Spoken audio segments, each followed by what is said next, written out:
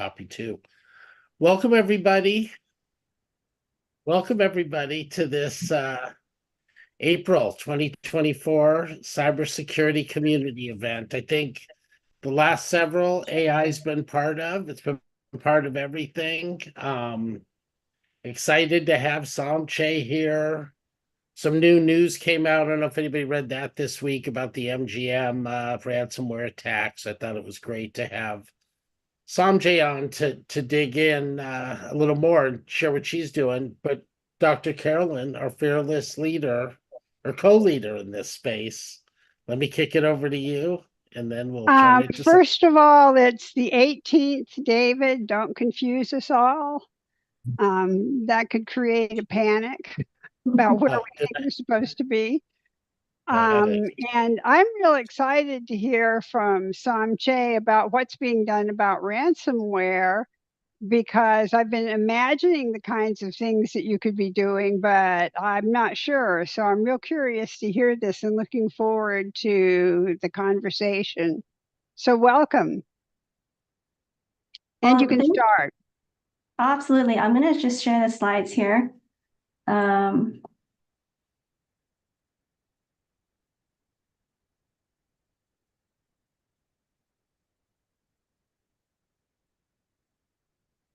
And I will go into presenter mode. It'll let me. Okay, so a little bit of background there. Oops.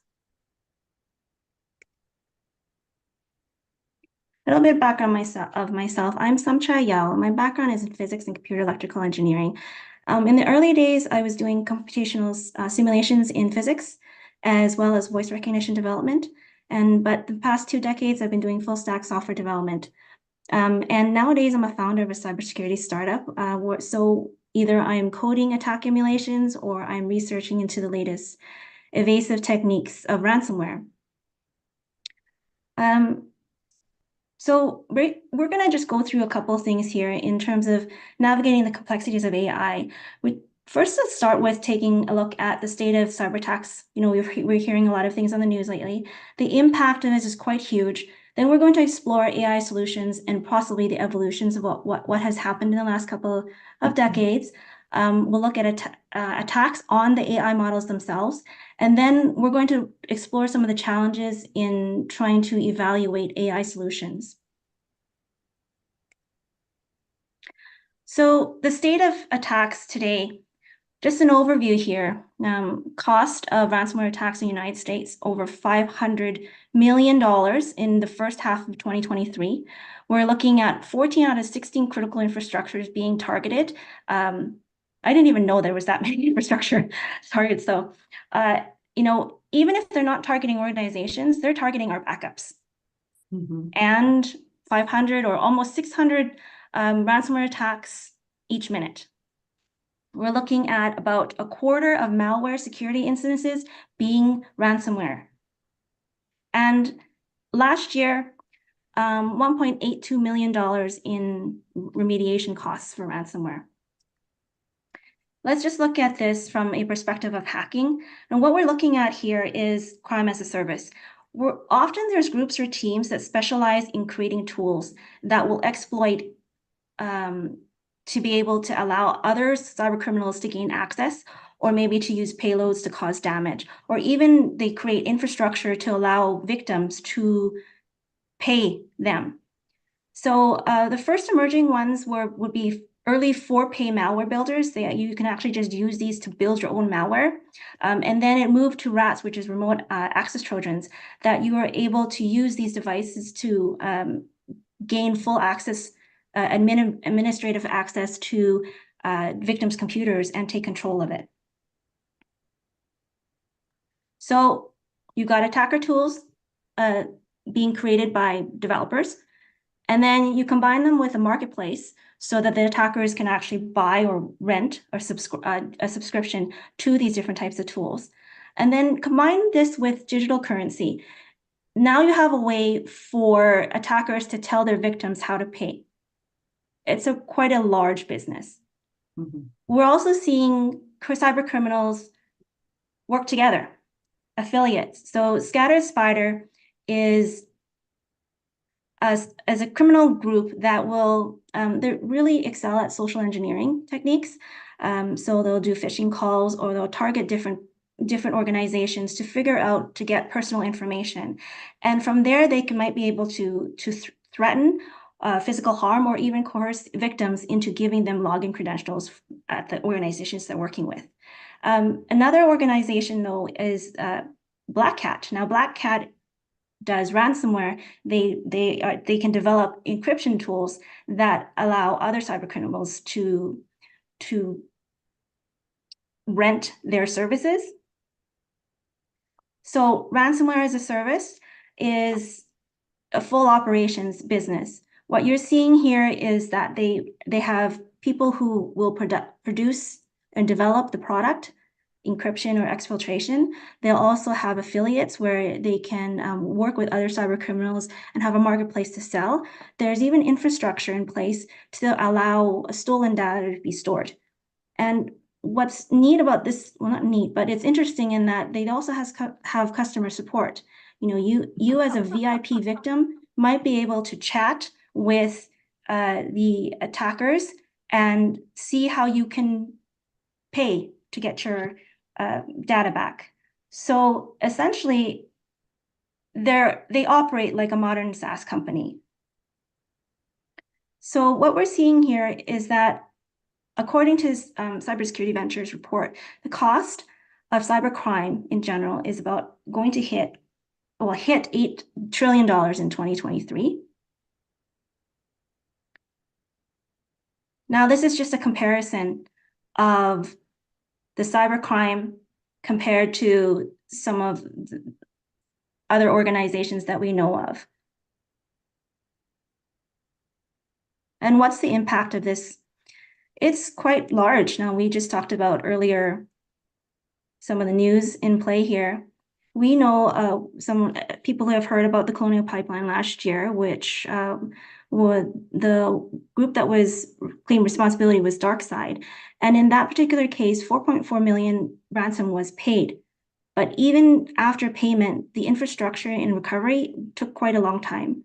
Clorox last year, due to the ScatterSpider attack, there was a lot of disruption in their sales and manufacturing. And this year they're saying it cost them in sales decline about $356 million. MGM Resorts, we know about, right? In September of 2023, there was a social engineering attack by ScatterSpider, and they deployed Black Hat ransomware encryption, and that was over $100 million. Caesar is same sort of issue here, but Caesar decided to pay ransom, and they ended up paying $15 million in ransom. United Health, quite recently in February 21, here was a cyber attack, and they were down for about a week. 6 terabytes of stolen data, and a lot of patients were impacted, prescriptions were impacted, and the outages cost them about $1.6 billion. Now, the saddest one for me here is the Children's Hospital in Chicago. The attack happened in January, but by the end of February, 600 gigabytes of children's data was stolen. Now, this is information about cancer patients and their scans.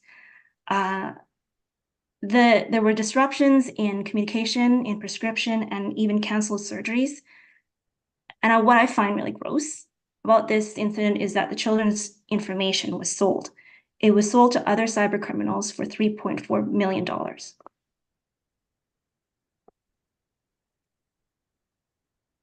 So what will happen if this trend continues? It's predicted that the global damages in ransomware is going to be over $265 billion in 7 years. Next year, we're looking at about cybercrime costs to be about 10.5 trillion. Now, what can we do about this? Who can solve this problem? Well, right now we're looking at job reports saying that 3.5 million unfilled cybersecurity positions next year. In the United States, we're projected 750 unfilled positions. And so we're going to have to look at perhaps IT or any neighboring skill sets to be able to shoulder this burden until we can train up the necessary skill sets to be able to cover these problems. So if we don't have enough skilled people, what do? Some people have started to look towards AI as the solution, but it's still an attacker's advantage. So briefly, just look at the AI solution in general. What we're doing here is artificial intelligence is kind of like the overbroad category or encompassing category, where data scientists and engineers are attempting to make machines imitate how humans think. And so in a subset category is the machine learning piece, and that really is just using algorithms and data to be able to get the machines to imitate human intelligence.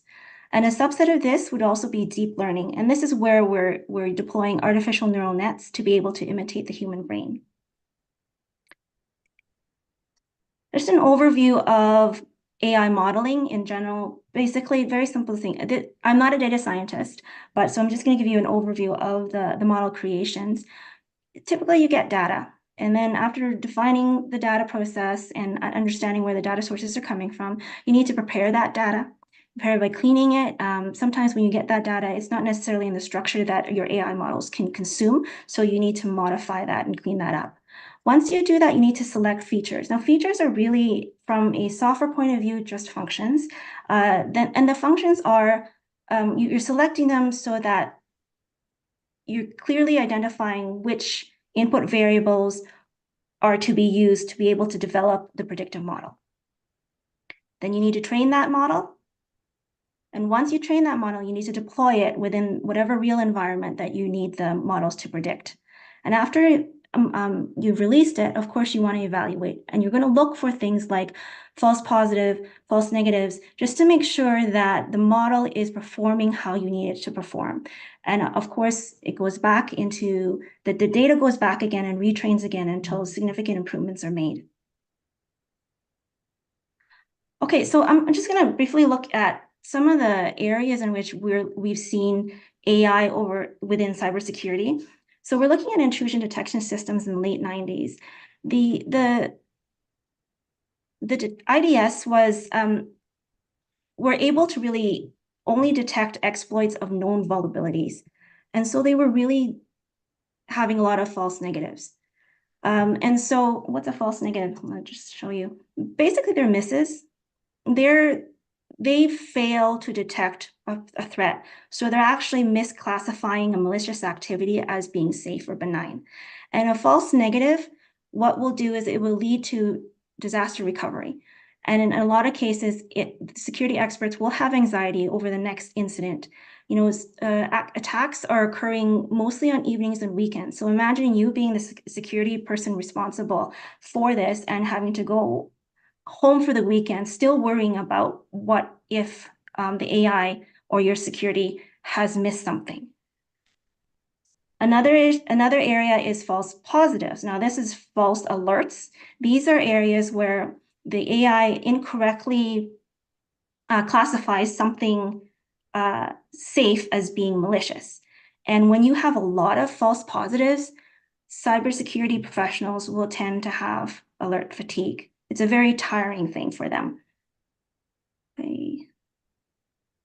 So in intrusion detections, a couple of attempts were made in machine learning in terms of anomaly detection and neural nets. And some issues there was that there was a lack of training data, so they ended up really relying on statistics to monitor.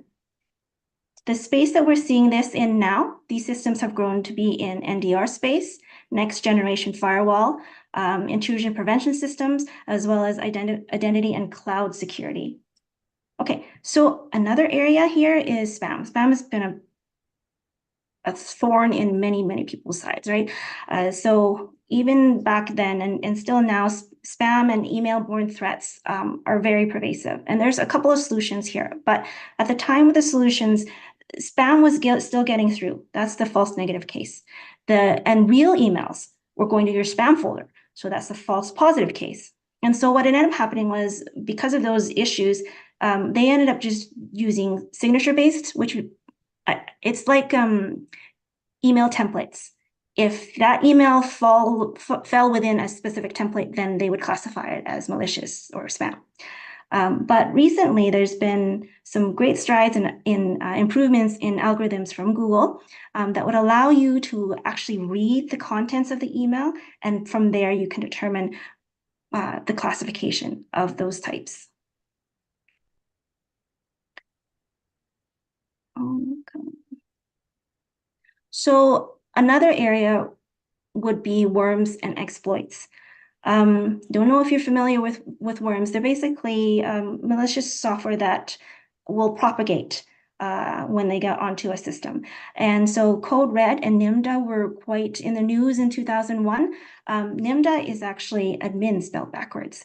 And attempts were made to use ML in this space, and they were pretty successful in that what they were trying to do was to try and predict when a new exploit would happen, and then also figure out when a worm was breaking out. That's what we see today in the fields of NDR as well as SASE cloud solutions. Okay. Now let's look at antivirus. So antivirus breaks into static and behavioral. Put it simply, static is pre-execution. You're actually just looking at the structure of the executable themselves. And back in 2001, viruses were actually had introduced a concept called polymorphism. They would actually change it would change itself. So it was making it very challenging for a static AV to detect them. And there were attempts to do some intelligence here, which was to create auto-def systems. Essentially, auto-defs, you would automatically create signatures for the different types of viruses. It helped a little bit, but auto-defs couldn't keep up with the variants out there. And so another solution was to release machine learning models based off of decision trees and random forests. And that is the space where we grew into next generation AV. So we talked about static. Now let's take a look at behavioral detections. Behavioral detections are post-execution, when the executable is running. And so the challenge here was, again, false negatives and false positives in the static ML space. So researchers looked towards behavioral detection methods. And that area grew to become the industry of EDRs, which is endpoint detection and response. We're seeing, back even in 2014, people screaming out loud, we've got machine learning, right? But I think that even now, probably in the next couple of weeks here, we're going to see the same sort of thing where our product is powered by state-of-the-art generation, AI with proprietary language models. And that's in a couple of weeks at RSA. So there's a lot of areas of artificial intelligence in cybersecurity, and probably this warrants, an hour each of them. But just to let you know, there's just a wealth of areas that we can get into. But let's get into attacks on AI themselves. So back in 2010, security vendors were starting to see attacks on the models. And attacks on models, like how do you do this? Like back into models are essentially software, and features are just functions. And so every software engineer would know that there will be weaknesses in the software, and there will be error cases. And attackers know this. So we would look at things like if the data sent into the function can invoke an error case that pushes the model outside of its training zone, the model has trained in a certain way. If it's pushed outside of that, possibly it could permit a false negative. The false negative means that what is malicious could be passed as something benign. So same thing with, I'm going to give you an example here. Everybody knows this meme, right? So this is just a meme, and what we're looking at here is everybody can tell the difference between a muffin and a chihuahua in real life. But then let's put an abstraction in and look at through the lens of a camera. Now you've converted it into 2D, and then put that through data processing, and the output is actually very similar even to us, correct? So you can couple this with the fact that most AI systems are really black boxes, and we have limited visibility into what they're doing. This can be quite challenging to be able to tell data apart. So imagine if, say, this AI model has the task of accepting all puppies and alerting on muffins. And you need to look at it from the perspective of an attacker. You recognize that this particular solution has difficulty in telling the difference between chihuahuas and blueberry muffins. So then the concept of the attack on AI, you might be able to utilize, say, a malicious muffin and make it sufficiently look like a new kind of puppy, so that the AI might be pushed into an error state or a state outside of its training model, okay? And then it wouldn't know how to process it. So possibly it could push a false negative. And that would classify this malicious muffin to be a benign puppy. I love that term, malicious muffin. That's just a great term. Absolutely. And so, or perhaps maybe that malicious muffin, this data may be erroneously put back into the training model to retrain that model. And then in future iterations of the model, you've got future malicious muffins being accepted as puppies. Okay. Attackers have the upper hand. We've seen this in numerous cases. What they're doing here with MFT software is legitimate software that transfers files, right? And they're exploiting that. The attack chains are short. They get onto the machine, then they try to use MFTs to extract the files. So there's exfiltration only. There's no encryption, and there's no ransomware note. So any anti-ransomware AI wouldn't know what to look for.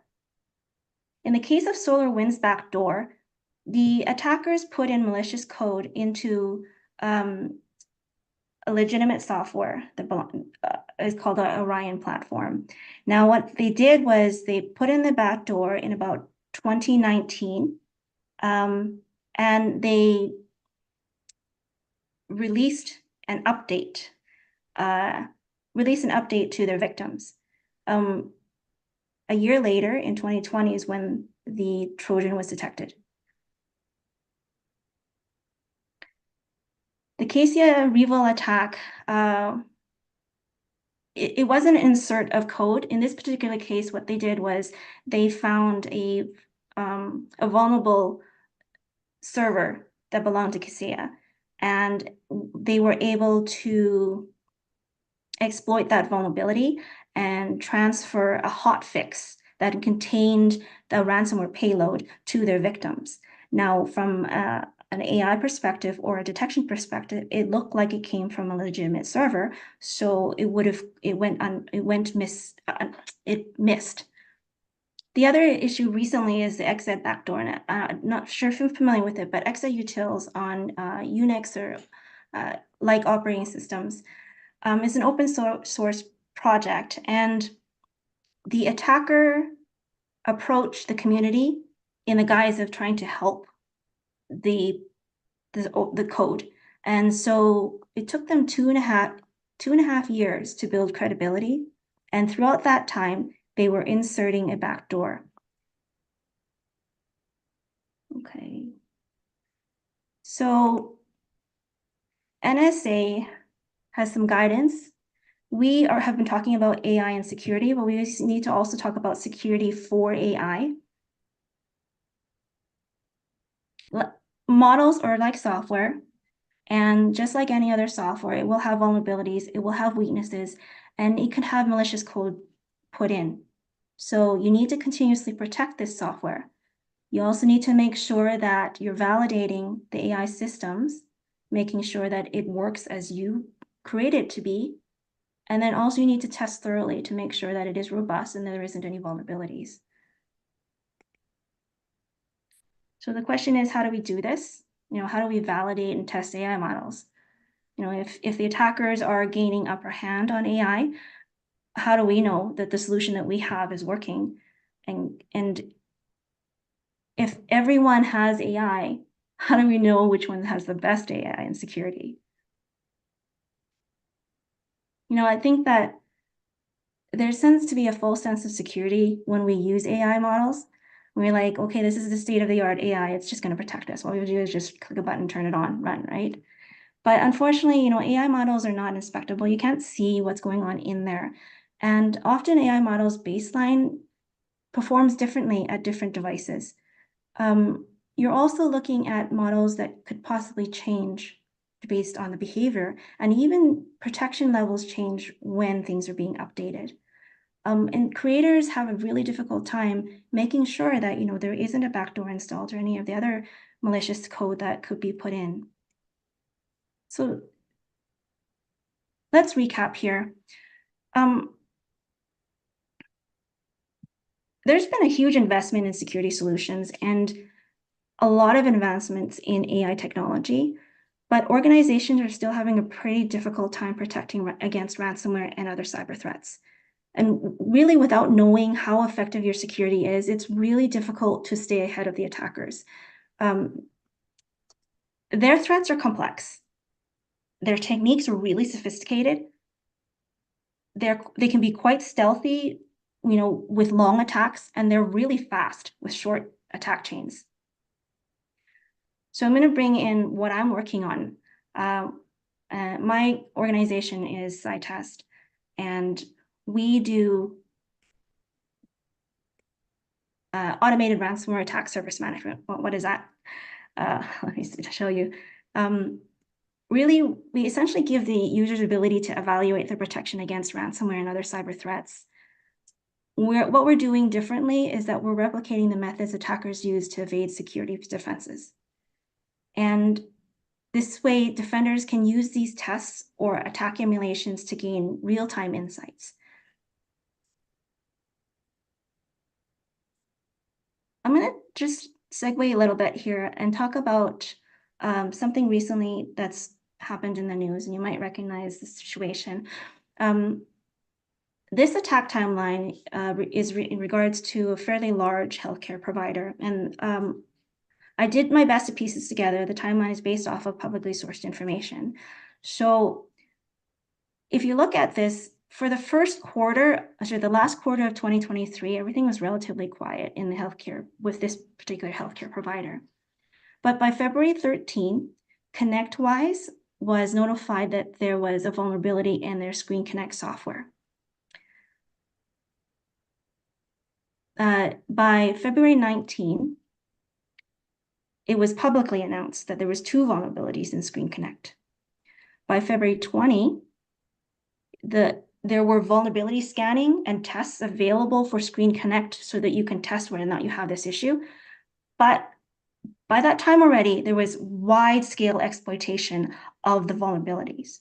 A day later, a really large healthcare provider announced that they were victim of a cyber attack, and that the group responsible was Black Cat, and they used Black Cat encryption to encrypt their data. By the end of February is when CISA updated the Black Cat advisory.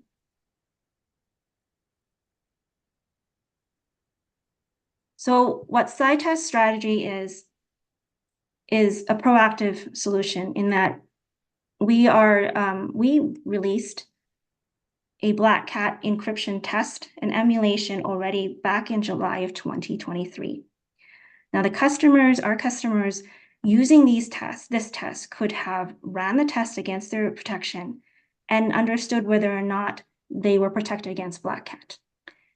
If they were not, they could have proactively fixed these gaps and then regularly assess whether or not their endpoints were protected. And by the time that the issues broke out by February 21, you could have said, well, okay, we're already protected and we already have trusted playbooks executing trusted playbooks.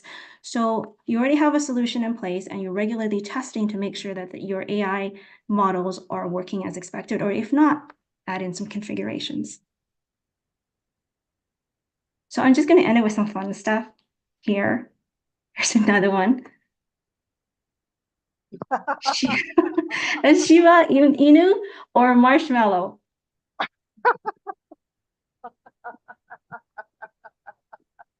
Sheepdog or mop?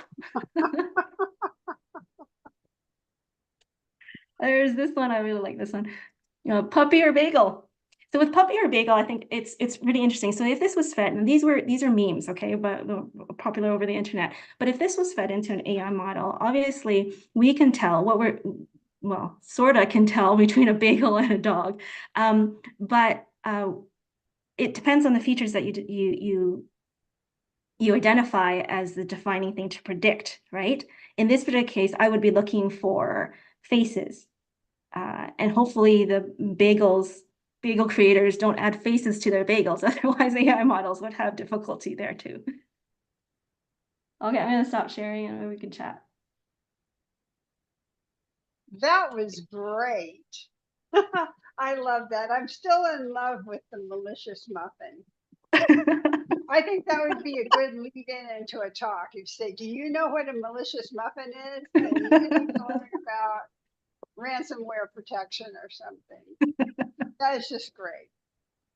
Somchay, awesome presentation. You really kept us engaged, excited, scared, and gave us something to solve the problem. So pretty impressive. Just from a presentation. Are you sales for your organization? I'm full on techie, so sales is a very tough thing for me. But this space I love so much, and it's so big. And I'm a problem solver. I love to solve problems, and there's a lot of problems in this space. And so it's yeah, that's where I'm I meant at. sales engineering. Sorry, my apologies. I didn't say it all the way through, but all I can say is you rock. And if you were selling to me right now, I bought your product, back at the malicious muffin.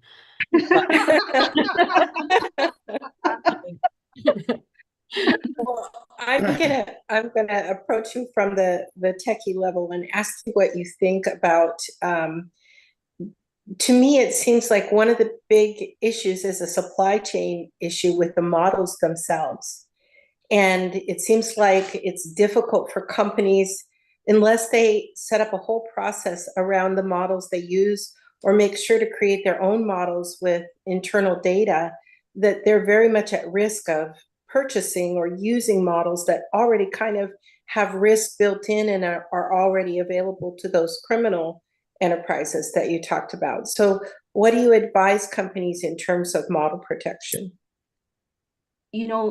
Ramona, you've got a very good point. Third-party risk is a very big concern, and brightest top of mind people are trying to solve this problem.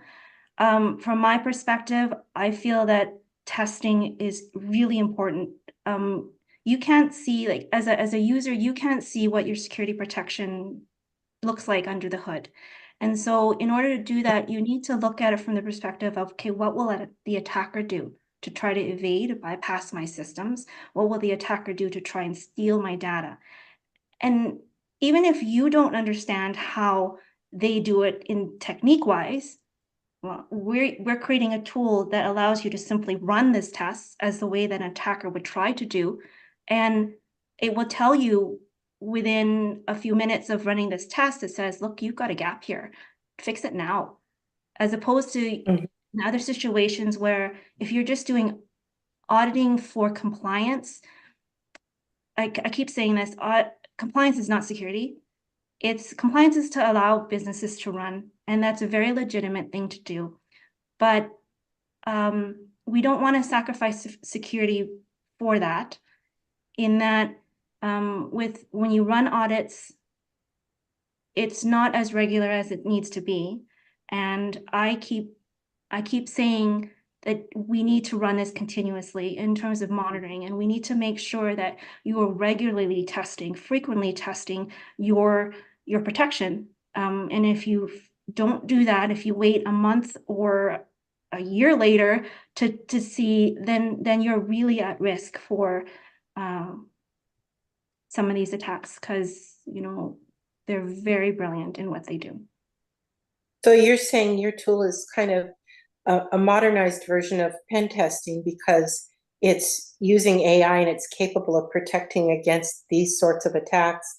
But you're also saying that a continuous feedback loop of monitoring is what makes it effective?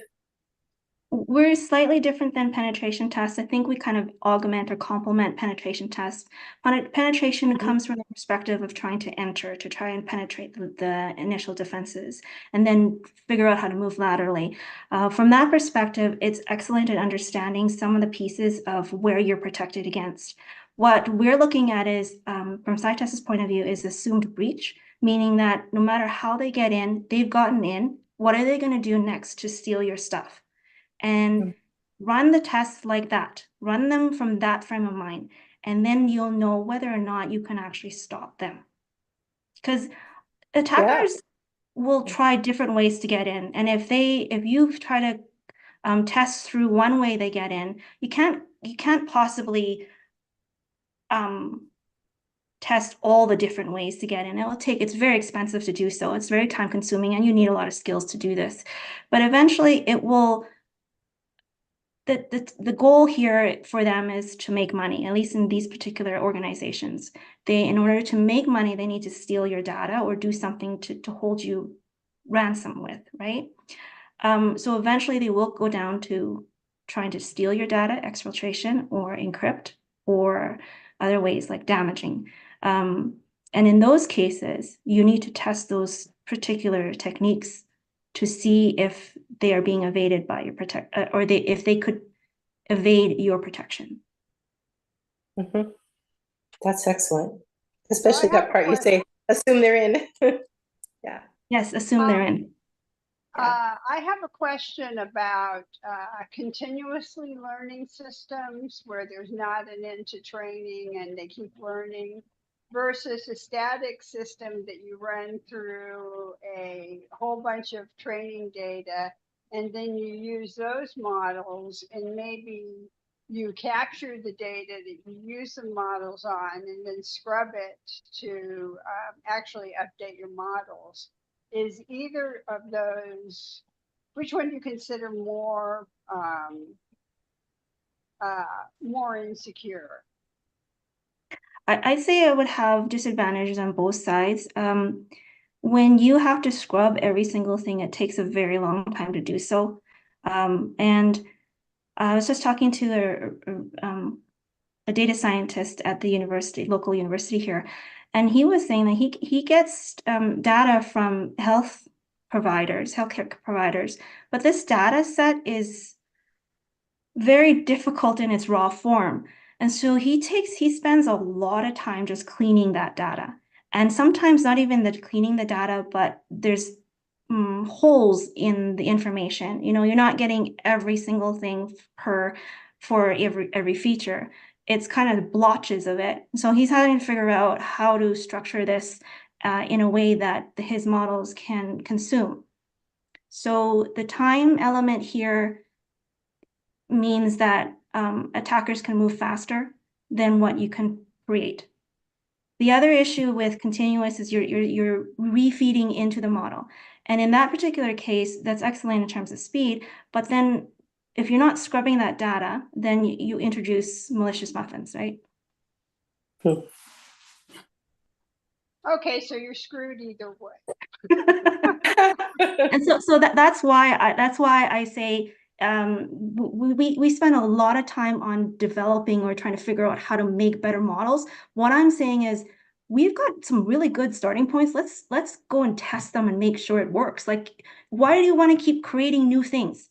Improve what you have and test what you have, and build off of that. Just the fact that it's new can introduce risk because nobody knows how to run it. Right. I think, Anybody else have questions? Anyone else? Sorry, go ahead, David. No, it's okay. I was just gonna say for the CISO, it's getting budget, right? Oh, we're in compliance, so how do I get more money to bring on a person to buy software? I think these are some of the questions that, as we move forward, Debbie, I don't know if you have a comment about this, because I know you live, breathe this stuff. Yes, from a CISO perspective, having talked to numerous CISOs, their, of course, their responsibilities in terms of budget. They're also trying to make sure that the tools that they buy have an acceptable ROI. In that particular case, you need to understand its effectiveness in order to be able to estimate how much of return you get off of your investments. And then not only that, and then that helps them with purchasing as well as making it efficient. If they need to reduce the amount of tools that they have, then they need to test them to see what's giving the best ROI. And then also being able to communicate that ROI up to leadership. Yeah, and I don't know if you saw anything this week about the MGM hack.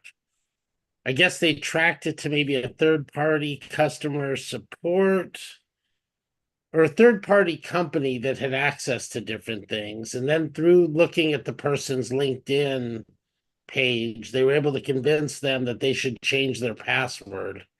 Yeah, I Right. believe. Go ahead, Caroline. I was going to say anything. I was just laughing. Oh, Right. So the interview I heard, it's like, oh, why are you on LinkedIn?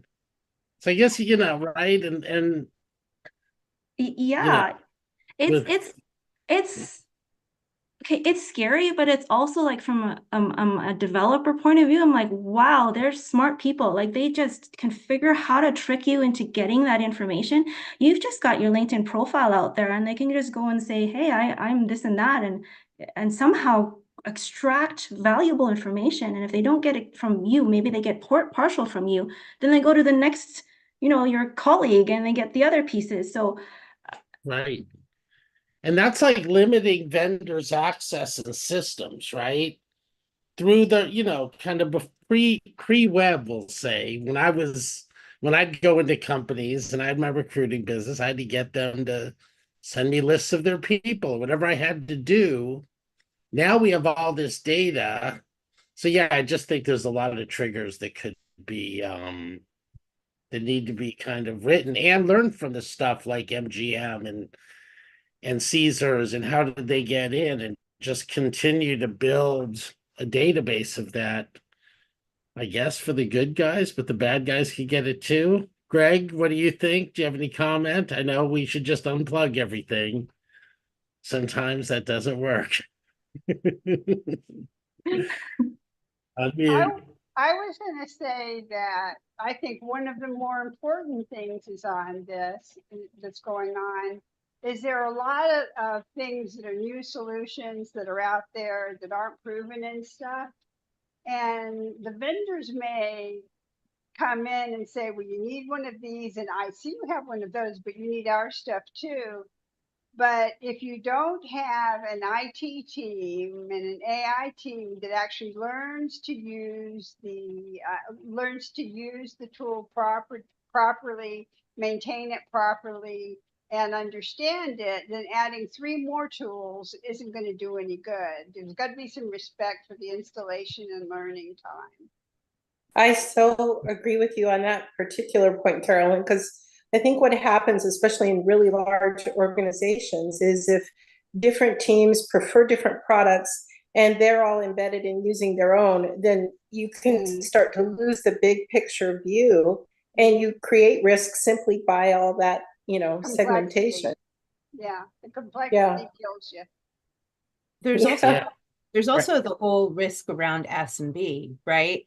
And all of the stuff around them that they can't afford to necessarily have whole teams that are covering these whole areas, and the attacks, going after the smaller businesses. They can go after so many compared to one MGM. They can just completely spread themselves and go after all of these smaller companies who even have less, but they could still have really super valuable data. We had like just a small inn here had all of their high income, very large hotel had all their private information put out on the black, out in the black net. Like And that. Yep. yeah, it was really bad. Or even insurance companies are going out of business because of it. They can't sustain. We're losing our SMB on a certain level for these cyber attacks. So Somchay, what do you recommend from you? I know we're getting close to the end, but what do you recommend for smaller businesses? Sorry, David. That's okay. Somchay, you were asked a question.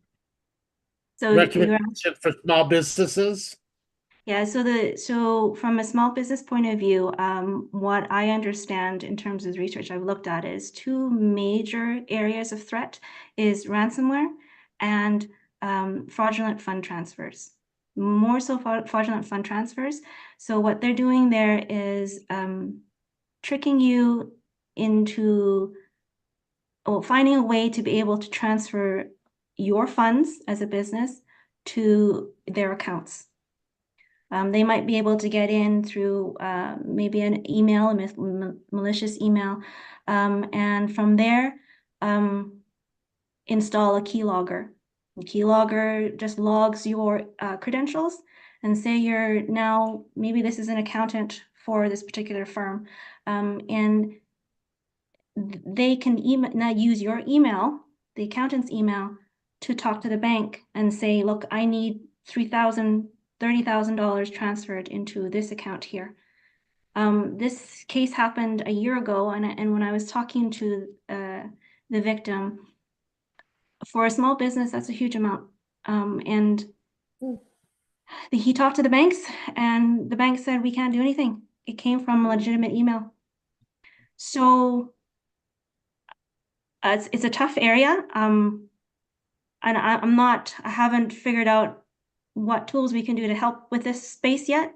I know that SMB, they don't have the security in place.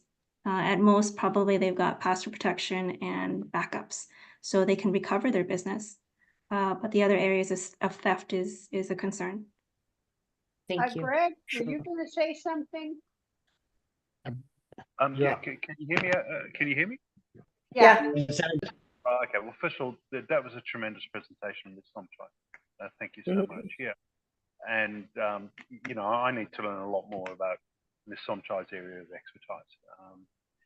But one thing I've been thinking about, like getting back to Ms. Somchay's slides, is the insidiousness of some threat actors, that they can even penetrate the firmware. So what I'm coming into now is I believe it's much cheaper and easier and time effective to do like a nuclear option. And what I mean by that is complete recovery from backups, and then actually flash all the firmware of your network equipment and disks. And I think as compliance people or cybersecurity people, we've just got to be able to audit that, and you've just got to ask some fairly difficult questions. So I think the huge takeaway is, let me call it just proactive auditing, where you verify it yourself. And that'll have a massive impact, because the fact that these companies like MGM could not recover were, had to, it cost them millions, is because it was a complete failure in the auditing at the management level, right? And all you have to do is just go in and basically do a ballpark audit. Have you got air gapped immutable backups? Have you got snap-off mirrors? Have you got these basic things? And it's like, you ask the guy at the gas station, is my tire pressure okay? He might say yes or no. Is my engine oil level okay? And the problem with that is you're relying on someone else's word.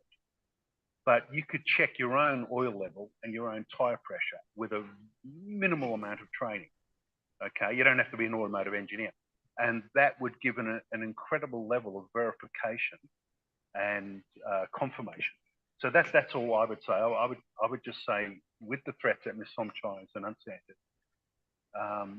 you have to be able to completely nuke your organization, and it's actually quite easy to do with a little bit of preparation. And I would just encourage all of you to look into that.